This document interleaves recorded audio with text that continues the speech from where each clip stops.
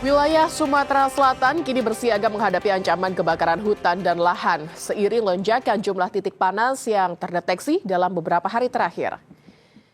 Berdasarkan hasil pemantauan citra satelit BMKG per 7 Juli 2026, terdeteksi sebanyak 130 titik panas atau hotspot dengan 9 diantaranya berupa titik api.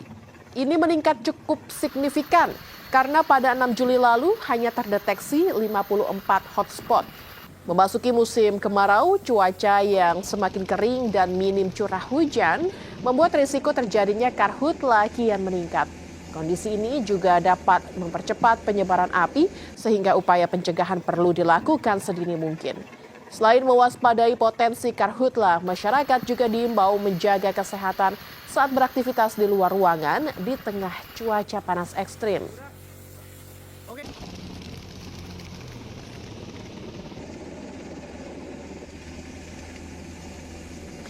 Untuk mengetahui perkembangan terkini terkait lonjakan titik panas di Sumatera Selatan, kita telah bergabung dengan jurnalis Kompas TV Purwantoro. Selamat siang Purwantoro. Seperti apa kondisi terkini di lapangan menyusul lonjakan jumlah titik panas di wilayah Sumatera Selatan?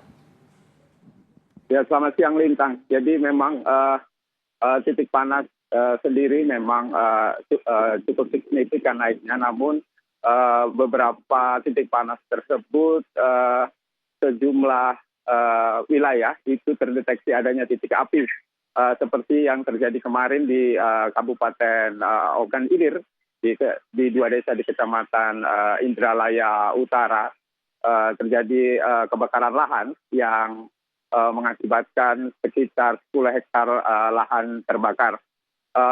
Aktivitas-aktivitas masyarakat yang atau manusia yang saat ini berada pada kekeringan yang cukup tinggi karena tidak terjadinya tidak turun hujan dalam 10 hari terakhir ini membuat potensi-potensi kebakaran cukup riskan atau cukup mudah terbakar, apalagi jenis tumbuhan atau vegetasi yang ada di Sumatera Selatan umumnya kering, bergambu dan mudah terbakar.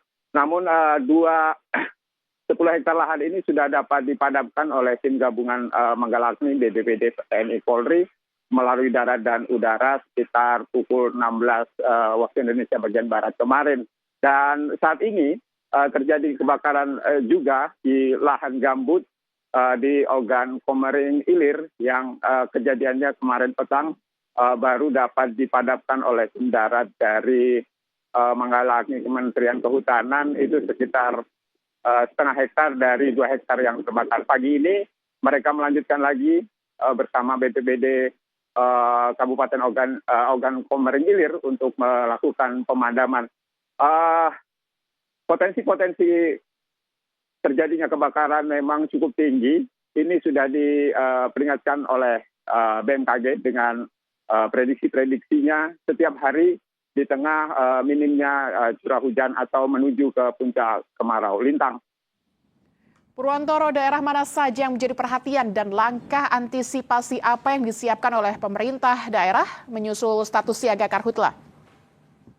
Ya Lintang, untuk status siaga karhutla sendiri di Sumatera Selatan sudah ditetapkan sejak 1 bulan lalu. Memang dengan penambahan alat dan personil. Fokus saat ini seperti yang diinformasikan oleh Kepala Balai Pengendalian Kebakaran Hutan wilayah Sumatera, bahwasanya mereka akan fokus pada wilayah Ogan Ilir, karena memang di wilayah-wilayah tersebut terdapat beberapa objek vital seperti jalan lintas timur, kemudian jalan tol dan sejumlah pipa-pipa Pertamina. Dan mereka akan menambah jumlah personil di setiap titik, terutama di Ogan Ilir dan Ogan Komering Ilir yang terdapat lahan-lahan gambut yang kedalamannya cukup dalam, dan kemudian melakukan frekuensi patroli udara dan patroli darat itu lebih diintensifkan lagi untuk mencegah terjadinya kebakaran lahan lintang. Baik. Karakter dari kondisi lahan di Sumatera Selatan yang memang berkarakter kering dan sebagian merupakan lahan gambut, inilah yang menjadi kendala petugas untuk memadamkan api dan menambah titik hotspot di sana. Terima kasih Purwantoro melaporkan langsung dari Palembang, Sumatera Selatan.